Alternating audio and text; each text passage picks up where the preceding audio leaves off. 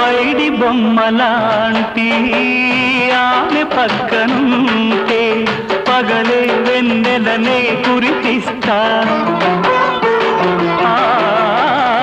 నీడలాగా నాతో ఏడడుగులు సాగితే